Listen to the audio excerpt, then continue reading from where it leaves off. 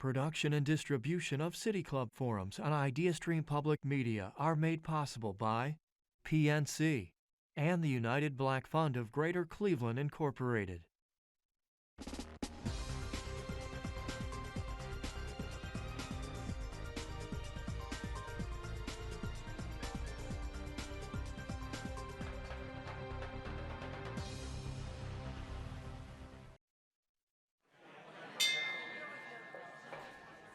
Hello and welcome to the City Club of Cleveland, where we are devoted to conversations of consequence that help democracy thrive.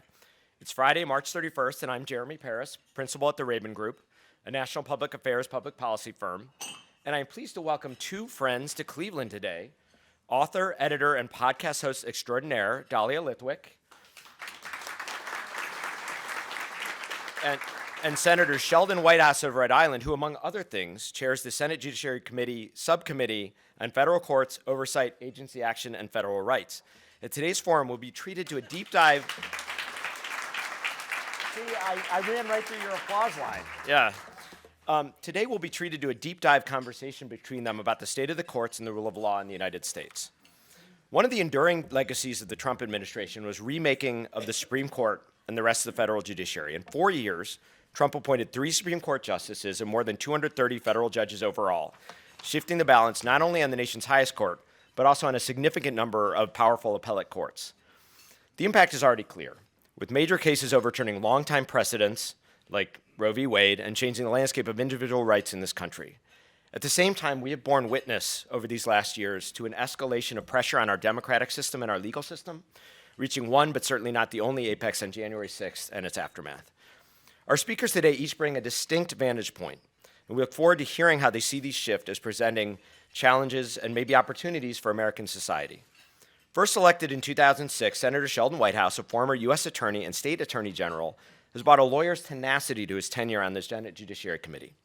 He's the author, and I was a staffer on the committee when Senator Whitehouse first joined the committee, and he brought just an incredible fierce intelligence and keen eye for chasing the truth, and and a lot of that is now documented in his book, The Scheme: How the Right Wing Used Dark Money to Capture the Supreme Court, which chronicles the efforts of major corporations and organizations to fill the bench with hardline conservative judges.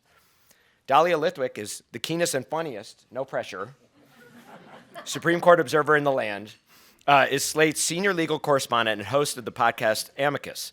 She's the author of Lady Justice, Women, the Law, and the Battle to Save America. The book highlights the women who, in the wake of Donald Trump's election, worked to protect the country's most marginalized groups and safeguard the rights of all Americans. So here's the part for you. If you have a question for our guests, there will be mics at the corner, but you can also text it if you are in the audience outside of this room, especially to 330-541-5794. You can also tweet your question, at least while we can, to @TheCityClub. And City Club staff will try to work it into the second half of the program. Members and friends of the City Club of Cleveland, please join me in welcoming Dahlia Lithwick and Sheldon Whitehouse. Dahlia, you're up. So on behalf of both Senator Whitehouse and myself, I cannot thank the City Club enough. I cannot thank Cynthia, your staff, just the amazing folks who pulled this event together. And Jeremy, I think I speak for both of us when I say Jeremy, who is like the Energizer bunny of event planning. I don't know how he, in his kind of dervish way, somehow makes events happen in his wake. But it's really a treat to be with all of you. And I also just want to say, as a point of personal privilege, it is just an honor to be sitting on a stage with Senator Whitehouse, who I really urge you to grab his book on the way out, because it really is, even for me, who covers this material, full of material I didn't know that I should have known. I think it's an essential sort of walk through how we got to where we are.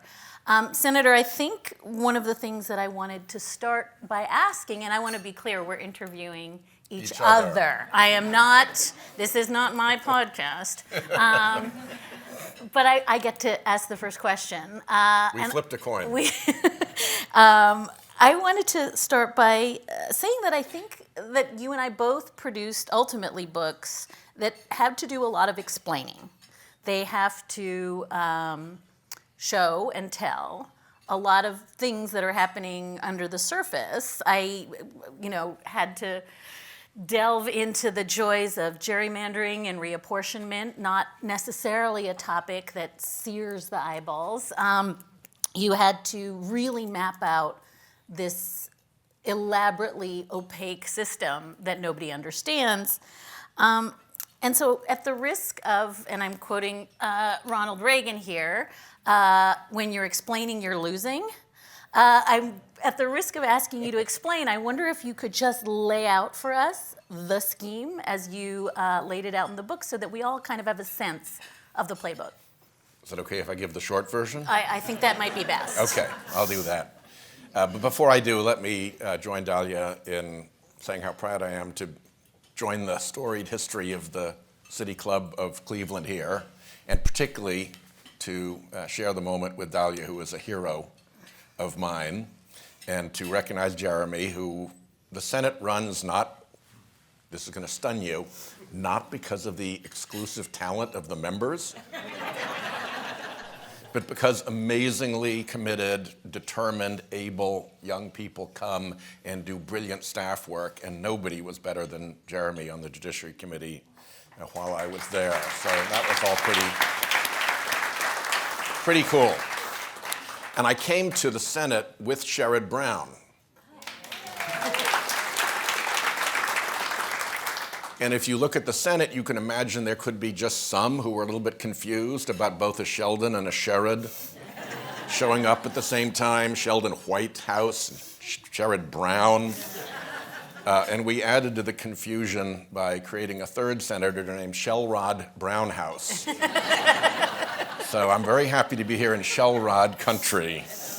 And to your question, I think we often, particularly as Democrats, treat what is happening as just the thing that is happening without bothering to peer behind the curtain and look at the machine that is making it happen and that is presenting it. And we have catastrophically failed for decades in watching this machine develop to seize and capture the court. And the two nutshell ideas that I think will help you understand the theory, one has to do with agency capture or regulatory capture. And if you think about a late 19th century railroad commission with all the commissioners chosen by the railroad barons, doing what they're told, it's not a conservative court. It's a captured court. And you have to think in terms of what's called agency capture and regulatory capture. And the second thing you have to bear in mind is covert operations. The intelligence community does covert operations all the time. And a lot of what was done to capture the court is very familiar tradecraft to people who've been engaged in intelligence operations. Cutouts, hidden funding, front groups, people who identify as one thing but in fact are something completely different. And a lot of that technique was brought to bear over many decades along with immense amounts of money. Lisa Graves of Center for Media and Democracy has pegged it so far at $580 million fed into the apparatus of front groups through which this was accomplished. And I'll say one last thing in case you're doubting that 580 million is a credible number. The guy who ran this whole racket was sort of the central spider in the web. It's named Leonard Leo. And he just got a $1.6 billion slush fund dropped on him by a rather eccentric and extreme right-wing billionaire. So they're playing for keeps. They're playing with big money. The goal was to capture the court, and they did it. Short enough? Good answer. Okay. So first of all, my book is basically kind of a long pros memo. Anybody who's been a prosecutor knows what a pros memo is. It's sort of the last in-house thing you do before charging the case to prove it to your boss and to look for last problems. This book is different. This book is a song. It is so beautifully written and has so many wonderful, memorable phrases in it. When I read a book, if I really like it, I stop and go back and start again with a highlighter and I just like flipped through the unbelievably good phrases that are in here. The capacity to bear life had suddenly turned the womb into a crime scene. It's been a chiaroscuro journey through a legal system designed chiefly by men. All of her stories are about different women who've made a big difference in the law, creating a simulacrum of justice instead of the real thing. I mean, it is really, really fun and wonderfully written. And there's one place where we overlap, virtually identically, and that is Justice Kavanaugh and his approach to the court. And we both use the same word in our books independently, which is auditioning. You actually say it better. Dissenting in part and auditioning in part, I think was your phrase, which is a pretty nifty one. So talk a little bit about what it means about the larger environment in which Kavanaugh was operating, that auditioning was a necessary and successful strategy, and how did he do it? I'm not capable of speech right now, other than my mom. You're going to have to. Nobody has ever said anything like that about me, and I don't know that my mom has ever said anything like that. So thank you. I mean, I think we were making essentially the same point, which is that then Judge Brett Kavanaugh was left off the short list when Donald Trump, running for office for the first time in history, published his list of, these are the people I'm going to pick. That was unprecedented. Somebody was not on the list, and he wanted to be on the list. And we should note, and I think you note this in your book as well, that then Judge Kavanaugh had a long history, right back to Bush v. Gore, right back to work on the Judiciary Committee. This is a person who had been... On the Judiciary Whitehouse staff, Yes, who had made it very hard to get records on judges, and who had been deeply involved in seating judges for Republican administration. So he had, in some sense, been auditioning for decades, and yet wasn't on the list. And the point that you make in your book, and that I make in my book, is how easy it was for him to get himself not on the list, but to become the list. And that was simply a function of some writing he did. I describe writing in a really horrifying case that involved, you may recall, a migrant teenage girl who wanted to terminate a pregnancy. She was granted a waiver, which does not happen, by a court in Texas. She should have been allowed then to leave the shelter that she was in, terminate her pregnancy, and the Trump administration locked her in functionally, did not let her get the procedure that she was entitled to get. This case kind of rockets through the federal courts, aided ably by Bridget Amiri at the ACLU, who I describe in detail. And then Brett Kavanaugh, when it shows up on his doorstep, writes this shocking opinion, not just on the merits, which it was clear he was just running out the clock until she would not be able to terminate her pregnancy because she'd run out of time, and doing it under this pretext, always under the pretext of, I just have her best interest at heart, really want to make sure she's getting good guidance, but also just dropping language in his opinion that was clearly red flag language about his intention to reverse Roe, and his parroting talking points that have nothing to do with legal doctrine, everything to do with a movement. And as soon as that happened, and several other cases that you describe in your book, it became very manifest that he was going to be the guy. And I think the larger point, we can talk about it if you want, is the ways in which that which used to be a sober, careful process of selecting a justice has turned into a kind of performative, here's who I am, here's what I think, put me on the court. And one footnote to that I think is really troubling that we are seeing right now is lone district court judges around the country who are similarly auditioning, whether it is a judge who is about to strike down medication abortion nationwide, or judges who are single-handedly taking it upon themselves to use these kind of deliberately Twitter-ish trolling language in order to say, you thought he's nuts, I'm way crazier. And this has become the coin of the realm. And the other thing about the auditioning process is that it implies somebody that you're auditioning to. It implies a panel or a judge or some group that is going to pick you out for your auditioning and get you on. And that obviously is the group that operated within and under the cover of the Federalist Society, picking the judges whose names went to Trump for him to then nominate so that they could put their apparatus into action to cram the judges through, really often irrespective of merit or hazard, just because the machinery was going to run and have its way.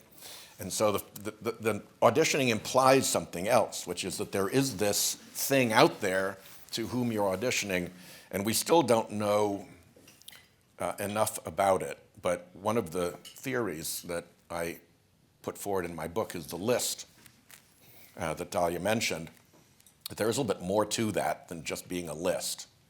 I propose, and I hope it's eventually discovered, that the list was actually the peace agreement between House of Koch, remember the Koch brothers hated Donald Trump, and House of Trump. Remember, Trump hated the Koch brothers back and mocked all the other candidates going out to kiss their ring at their big gathering. So they couldn't have disagreed more, they couldn't have disliked each other more, and all of a sudden, there was peace between House of Koch and House of Trump that happened to correlate with, a list. That means House of Koch will get to pick the Supreme Court justices for Trump. And I suspect they also threw in all the energy and environment positions as well, just to close the deal. Someday, how that all happened will come out, but that's my theory, and I think most of the evidence that we have so far supports that theory.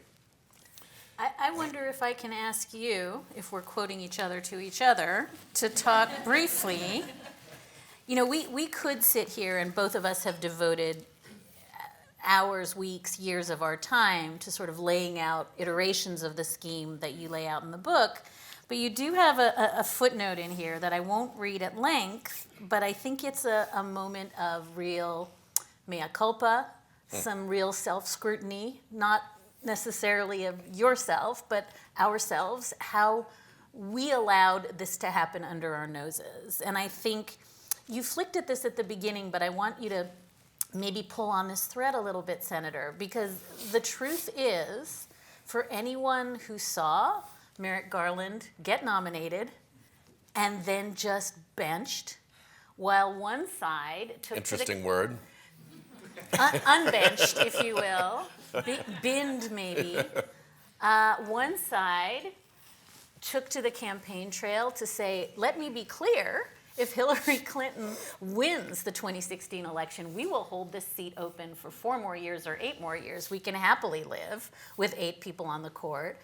And the other team was very, very quiet. And I think your footnote, which I would just commend to folks, page 132 for when you buy the book, is a lot of meditation on our quietude in the face of this. Yep.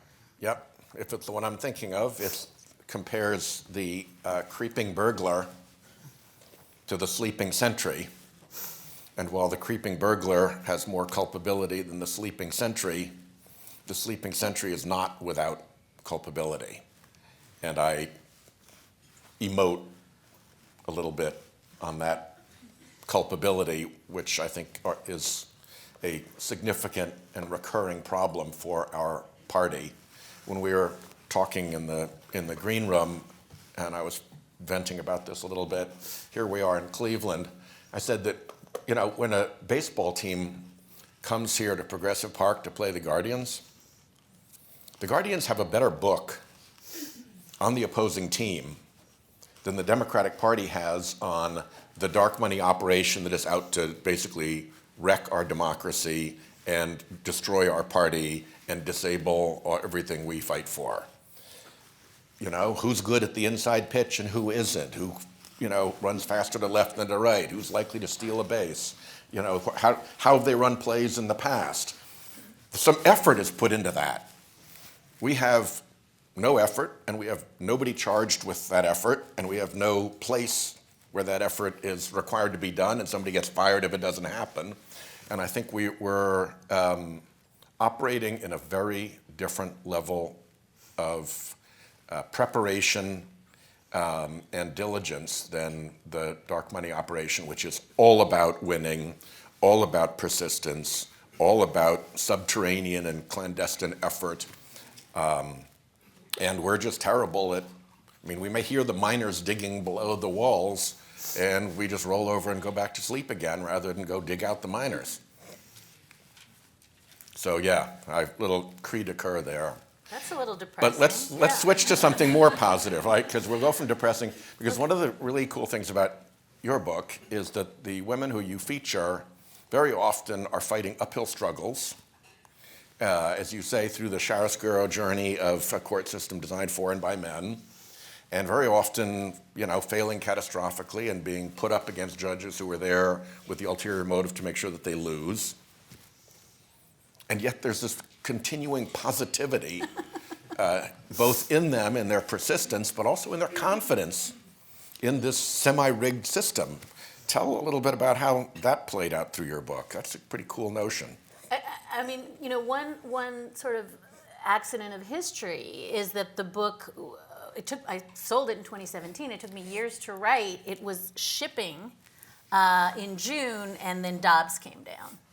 So the minute the Dobbs decision came down, I called my publisher and I said, I need it back. I'm going to have to tweak some stuff. This is a very hopey book in the face of what we have just lived through, and I really did, in 4 days, rewrite the introduction, the epilogue, and the chapter about the teen migrant at the border seeking an abortion. So I was actually on that seam myself of, is the law in fact going to be the agent of our salvation and dignity and equality, or is the law going to be weaponized against women? And I should note, we are now in a moment, not even a year after Dobbs, where there are women in jail in Oklahoma and Alabama, and there will be women in jail in Idaho, and there are going to be women in jail around the country, because the machinery of law that was meant to protect us and to protect our rights and our dignity and our equality is now going to be weaponized against them. And one of the themes in the book, which feels very apropos for today, is the chanting of crowds at Trump rallies. Lock her up, lock her up, lock her up, directed at Hillary Clinton. Nobody was saying these are the charges. Nobody was saying have a trial. They were just saying, like, put her in jail, we'll figure out why. And like I said, a little bit apropos for today. But I do think that theme, Senator, of women, minorities, people of color, migrants, LGBTQ Americans, vulnerable populations have always, in this country, lived right on that seam, where the law is both the instrument of our oppression, of horrific violence against us. It is the instrument of our salvation and redemption. And every woman I interviewed lives on that seam as well. And so every one of them has a slightly different, fraught relationship with the question of, does the arc of the moral universe really bend toward justice, or is that just a thing we print on our T-shirts?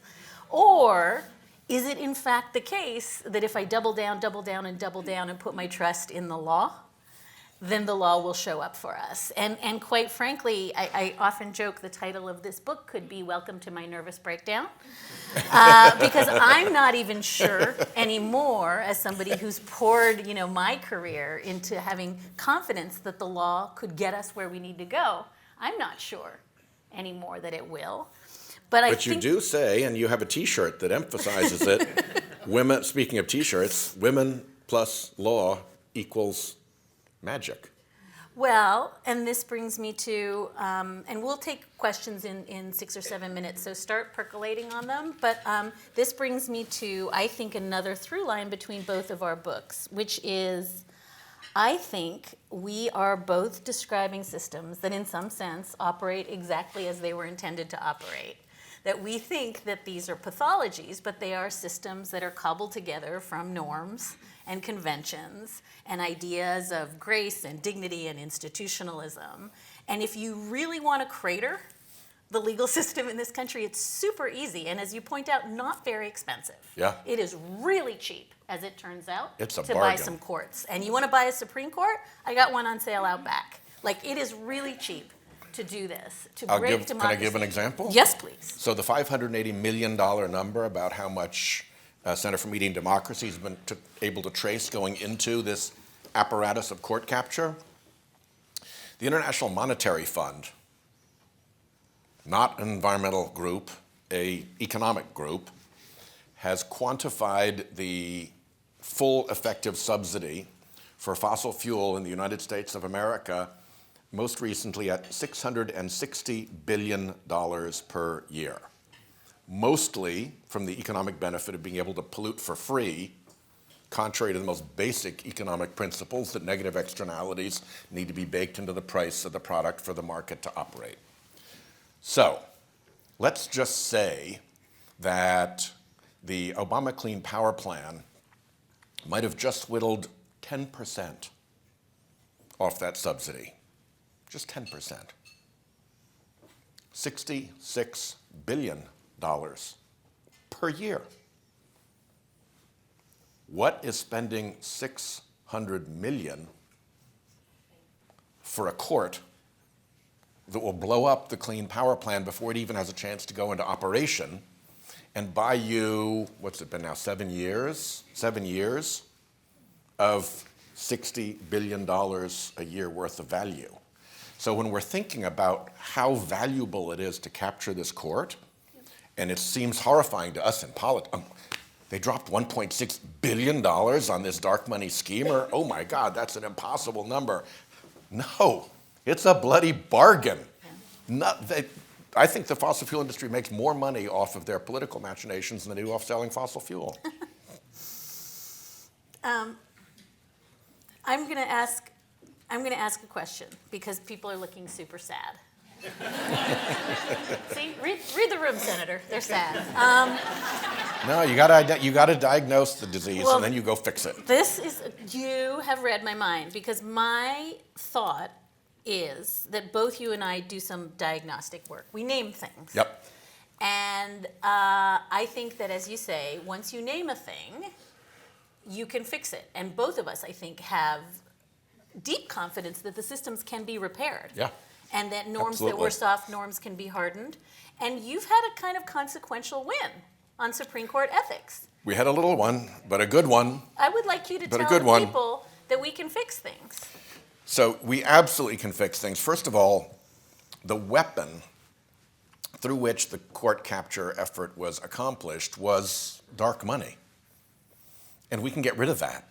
Even the Citizens United decision left a huge opening for laws that prohibit dark money in politics. In fact, the decision actually says that the only reason this unlimited money isn't going to be corrupting, their theory, not fact, is that it's going to be transparent.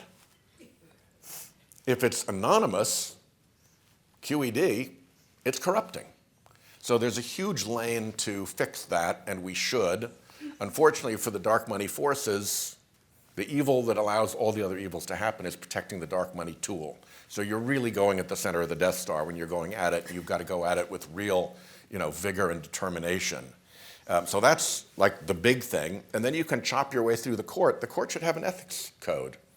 And it should have a means for somebody to actually find the facts about whether something happened in violation of the ethics code. If it's the thesis of the court that Clarence Thomas was fine not recusing himself from the January 6th investigation despite his wife's behavior because he absolutely knew nothing whatsoever about his wife's role in the insurrection, that is a fact that can be investigated. And even at the most basic level, you send somebody in to take a little statement. Okay, this is what you say, Justice Thomas, fine. Would you sign where you said it? Okay, great. And then if it turns out later that it wasn't true, there can be real consequences. But it's just part of the automatic nature. Everybody in government has to face not only a code of ethics, but also an investigative process to look into whether they blew it against the code of ethics, except 9 justices on the Supreme Court. You can fix that. And our little victory was a little nasty stunt that they had pulled as a matter of practice. The Supreme Court was saying that the exemption that lets you not have to disclose hospitality when it's personal hospitality, like Christmas with your daughter and son-in-law, or a family holiday, applied if you received a personal invitation from the owner of an establishment. So all you had to do is go find the owner of a resort, ask for a personal invitation, and bingo, you're in free comped holiday land, not to be reported. Worse still than the justice doing that for themselves would be a big lobby with a big interest before the court, like the gun lobby, saying to the owner of a hunting resort, hey, there's a justice we'd like you to invite personally to come and spend a happy weekend in your very expensive and luxurious hunting resort. And as long as you're inviting him, why don't you invite some of us? Because we're going to have some really nice private conversations, and none of it gets disclosed. The only way we got a window into that was because Scalia went to one on Air Force Two, and he went to another and died. But it turns out there were about 80 of them. For He Scalia, was, just Scalia. He was the ultimate frequent flyer. And the judicial conference, all the other judges, the sort of the administrative body of all the other judges, this past week will send a letter to me saying, okay, you're right, we're getting rid of that. Yeah. It's a win. It's a win. And to be fair, it was the Supreme Court justices who were up to this. I have no evidence that the circuit court judges were up to this because they are under an ethics code and subject to investigation. So it would be a stupid move for them to do. And it was the junior judges who made the move against the senior justices. And that was an interesting little intrajudicial scrap that I think signals maybe some discomfort with the way the Supreme Court's been behaving. I mean, we haven't talked a lot about these legitimacy questions, but one of the things that the senator and I think, have long agreed on is we actually want to have a legitimate Supreme Court.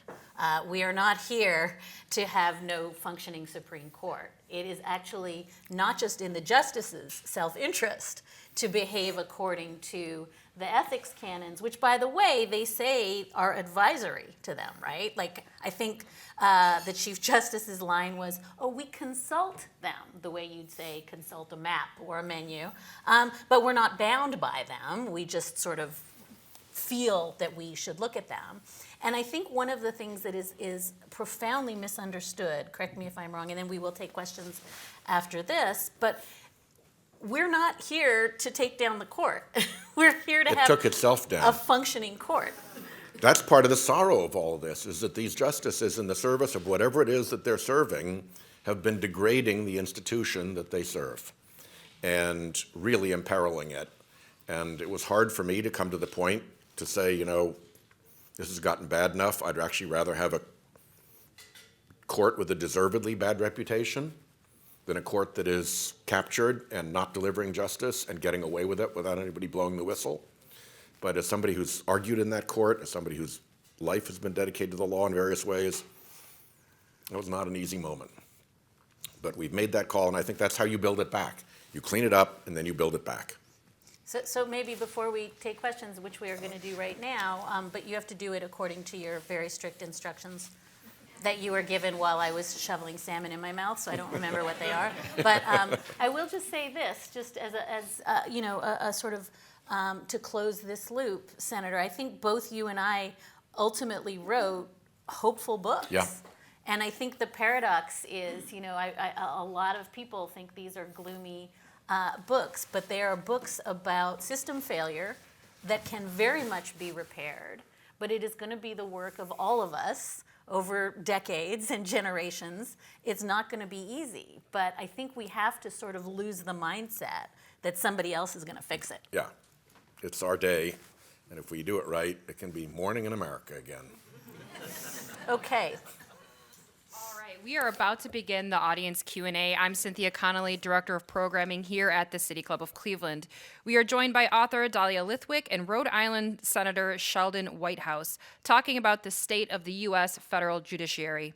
We welcome questions from everyone, City Club members, guests, students, and those joining via our live stream at cityclub.org or radio broadcast at 89.7 IdeaStream Public Media. If you'd like to tweet a question for our speaker, please tweet it at the City Club. You can also text it to 330-541-5794. That's 330-541-5794. And our City Club staff will try our best to work it into the program. May we have our first question, please? Senator Whitehouse, in March 2020, Senator Schumer said, "I want to tell you, Gorsuch, I want to tell you, Kavanaugh, you have released the whirlwind, and you will pay the price. You won't know what hit you if you go forward with these awful decisions." He later said that he did not mean it, but the damage was done. Sure enough, there were later violent protesters at Justice Kavanaugh's home, including one who was later charged with attempted murder of Justice Kavanaugh. Today in your book, you have again targeted Justice Kavanaugh. Are you concerned that your targeting of Justice Kavanaugh will further endanger his life? I'm not. I think that my discussion about the book is not personal. It's about systems that went wrong. And with respect to Justice Kavanaugh, I talk about the auditioning that he did to get on the court. I talk about the relationship he had with Leonard Leo, who was the guardian of the list and could move him up onto it. I talk about the insufficiency of the FBI investigation and how they failed to follow their own procedures under intense political pressure. And I talk about the overlay between the funders of the operation that made the list and escorted those justices to be into the nomination vestibule, and the forces that fund the Republican Party in the Senate, where they had to line everybody up for these votes that were not at all easy, really hard votes. And I think every piece of that is policy and reform oriented, and we need to clean up these messes because they're systemically wrong.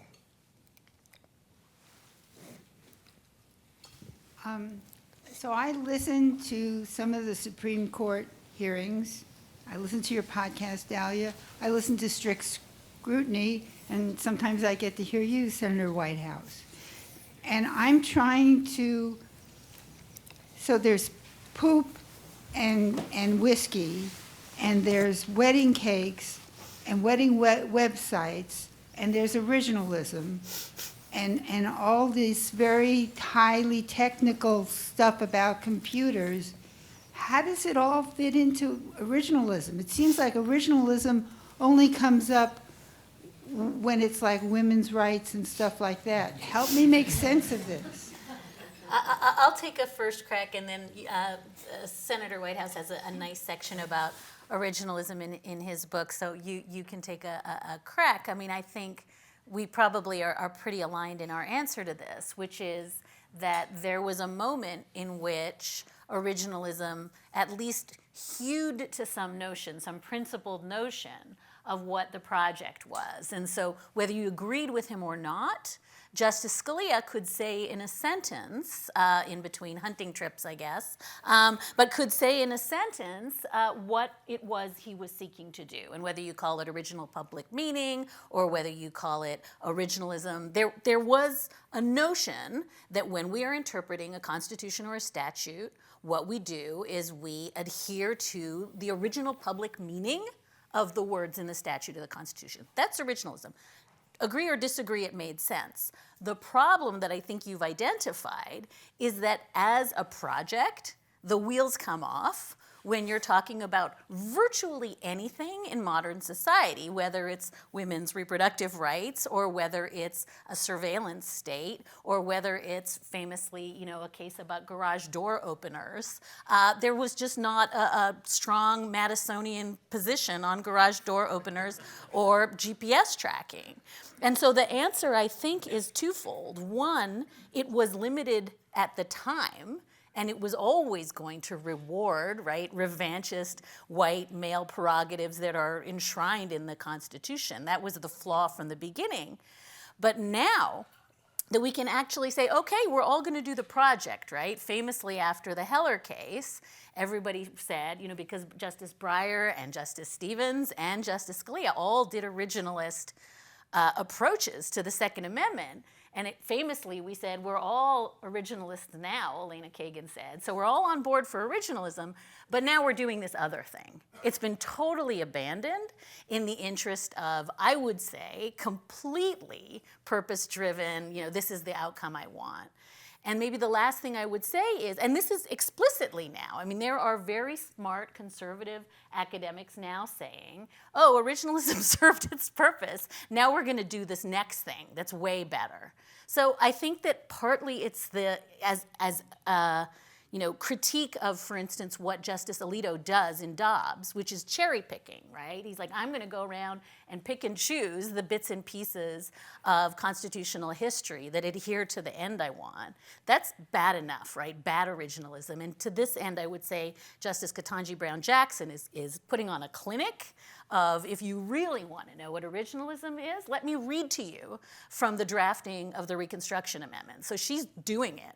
But I think the more urgent problem is the deep cynicism under that project that was purportedly the lodestar. This is what we're all going to do now, which it turns out was just instrumental. Agreed that originalism is bogus, and if you want to dig into that, Dean Chemerinsky, the law school dean at Berkeley, has just written a quite excellent book on that subject. Even if it were not bogus, if it's really a doctrine, it ought to be adhered to regularly instead of selectively. Explain to me how Citizens United allowing corporations unlimited spending in our politics has any originalist footing when corporations were given no role in our politics by the founders. Finally, the new originalism, if you will, the history and tradition bit that was used in Dobbs and in the new gun case Bruin, opens up a whole arena of mischief for the Supreme Court justices to engage in a particular kind of fact-finding, which is fact-finding their way to history, through history, to say what history says. And when you've got Supreme Court justices making up history in the privacy of their chambers, you're going to get what you got in those cases, which is history that was roasted when it was put out and seen for the first time by real historians. Right. One of the big flaws of both Dobbs and Bruin was that all that was confected in the Supreme Court. Ordinarily, fact-finding like that, you'd have expert witnesses. What is the history here? And you drew it in court, and opposing witnesses would quarrel with each other, and it would all be happening in the light of day. And then the judge would make a decision based on that evidence, and you'd have a chance to review that decision on appeal, granted that it's a tough standard. And eventually it would get up to the Supreme Court with a record of what the real history is. Instead, it turned them into amateur and motivated historians to create a historical narrative that supports where they want to go, but that doesn't comport with the actual complete picture of history. So it's a kind of triple whammy of bad ideas. Bad idea to begin with, not enforced fairly and consistently, and now opening a window to new areas for mischievous appellate fact-finding. And can I say one more beat, just because this has been very arcane and it feels like, scary con law. But I would just say this, since Bruin, the gun case that the senator has described, that said, if the rule was not existent at the time, then it doesn't exist. We have had courts around the country saying, you know what, it doesn't matter if you've got a domestic violence order against you. because there was no such thing as domestic violence or domestic violence orders at the founding. So out of luck, set that aside. It doesn't state rules that say you cannot bring a weapon into a shelter for abused partners have been set aside because there were no shelters for abused partners at the time. So just to make this very, very concrete for people, this is the project. And it is, I mean, again, you can say it's sort of fatuous as an idea, but the notion that we are going to live under the dead hand of drafters who had no conception whatsoever of what life would be like, not to mention what reproductive freedom and autonomy would be like, is on its face insane. First of all, I just wanted to thank you both for being here and the clear points that you've made so far. Something you both hinted at a little earlier in the conversation was about the role that the Federalist Society plays as a sort of shell for this scheme that you discuss. And that's a process that starts on law school campuses around the country. I'm 22 years old. I plan to attend law school. And right now it seems that those of us on our side of this issue have lost. What advice do you have for law students and for young people in general as to what we can do to combat this capture of the court and this seizure that you've described for the past 30 minutes? Well, let's talk about the Federalist Society for 1 second. First of all, it started at Yale University and spread across law schools as a forum and gathering place for students with conservative views to share thoughts and, ally themselves with each other and enjoy companionship. 100% fine. That should continue. Of course it should. Then it moved to Washington, and a sort of think tanky type operation was set up, which is kind of smelly, but all Washington think tank operations are usually kind of smelly, so it doesn't really stand out, and it's fine to be able to go and do its thing. What got weird here is it became the host entity for whatever, we don't know what it was yet, whatever it was that cobbled that list together. And that happened within the Federalist Society, but it did not happen through the Federalist Society. Like every other corporate entity, it has bylaws and procedures and meetings. There's no indication that any of these lists and the judges and all that was done through any ordinary Federalist Society internal procedure. Some group of people just kind of got together, and under the rubric of the Federalist Society, a secretive group of very, very wealthy people who had billions to spend came up with these lists. And that should never happen in any country. Maybe I'll say one thing about law students, because I'm here for the Hopi. I think a couple of things undergird both our books, and one of them is a deep sense that we have been very myopic in what we see and what we don't see. And I think, and I say this as somebody who went to law school, all I understood was the federal constitution. Nobody taught me anything about state constitutional law or state and local law. Nobody taught me anything until I left law school about the extent to which activism, organizing, thinking about democracy is a part of what lawyers do. And so I think, as I look around, and we saw this, I think, vindicated in the midterms, that it's the young people who showed up in droves, who cared about the environment, who cared about reproductive freedom, who care about guns, who care about all the things that the court seems to say, well, the environment didn't exist in the founding, so not worried about that. I have seen the amount of energy in young law students that I have seen post-Dobbs is breathtaking. And I think we have a whole generation of young law students who are starting to look around and say, A, the law is not per se magic. It is not self-effectuating. It is not a thing that just happens in the sky. I'm going to have to bend it toward justice. That's new. And the other thing is, I think that saying the playing field is vast And you can get involved in state government. You can get involved, as you're doing here, in direct democracy, in getting things on the ballot, in making sure that in spite of gerrymandering and vote suppression, people are heard. That is the work of young lawyers. And I truly believe, I'm not just saying this to be hopey, that we are seeing a renaissance of this huge aperture opening up about what young lawyers can do. You all are going to do it because we're old.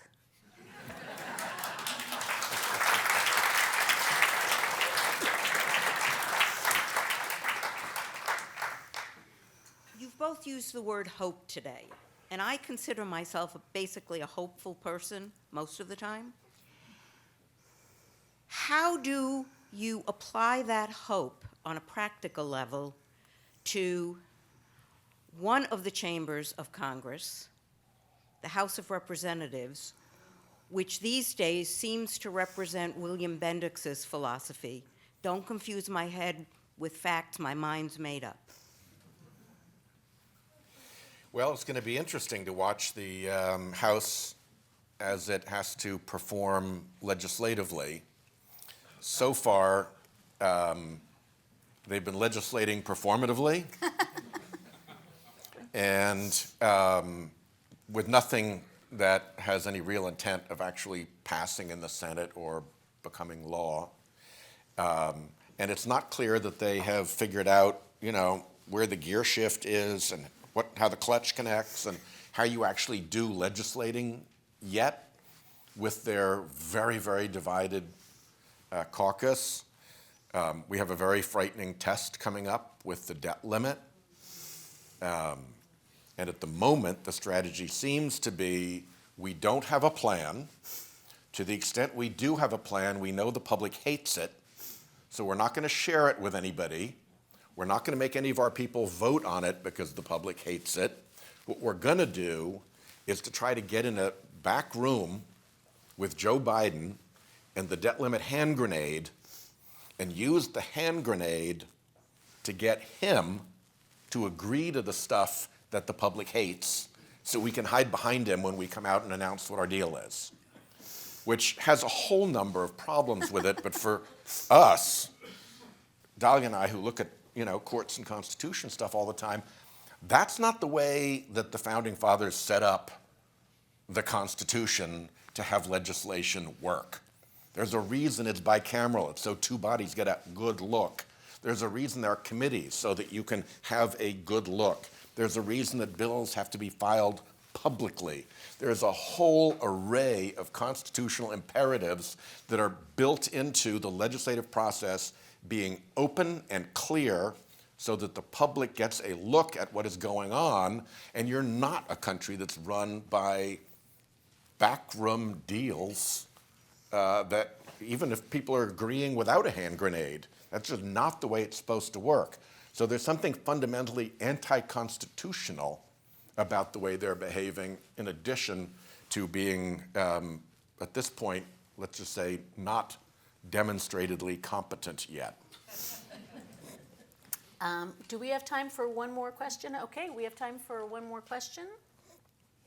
Okay, so the topic is rule of law, the state of the U.S. federal judiciary. I've heard one side, but only one side. I've heard a lot of accusations lobbed against conservatives.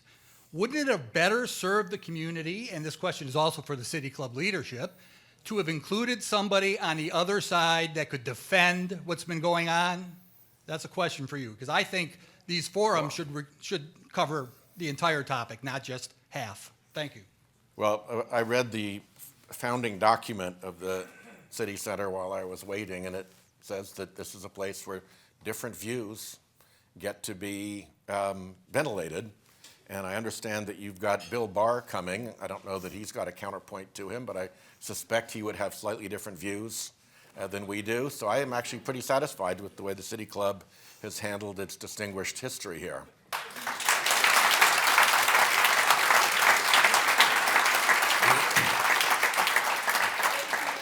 Dahlia Lithwick and Senator Whitehouse, thank you so much for joining us today at the City Club of Cleveland. Today's forum is part of our Authors in Conversation series in partnership with Cuyahoga Arts and Culture, the John P. Murphy Foundation, and the Cuyahoga County Public Library. The City Club is grateful for your continued support of authors and democracy. We would also like to welcome guests at the tables hosted by the American Constitution Society, the Buckeye Institute, Cleveland State University College of Law, John Carroll, the Legal Aid Society of Cleveland, and Ulmer and Byrne. Thank you all for being here today.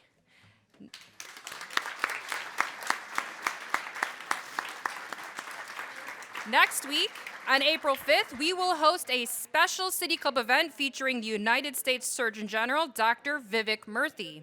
He will be here for a live recording of his podcast, House Calls, joined by author Dr. Lisa D'Amour in conversation about teenage mental health. Then later in the evening, on April 5th, we'll be back at the Happy Dog in Cleveland's Gordon Square District. Stephen Love with the Cleveland Foundation will be joined by the Ohio Environmental Council, Cleveland Neighborhood Progress, Environmental Health Wash, and River Valley Organizing to discuss environmental justice and lessons from the train derailment in East Palestine, Ohio. Note that the City Club will be off next Friday, April 7th, as tens of thousands of Cleveland Guardian fans will descend upon downtown to celebrate opening day. You can catch us again on Tuesday, April 11th, when we will hear from our other champion, Ted Ginn, Jr., head coach of the Glenville High School football team. You can learn more about these forums and others at cityclub.org, and that brings us to the end of today's forum. Thank you once again to Dahlia and Senator Whitehouse, and thank you, members and friends of the City Club. I'm Cynthia Connolly, and this forum is now adjourned. For information on upcoming speakers or for podcasts of the City Club, go to cityclub.org.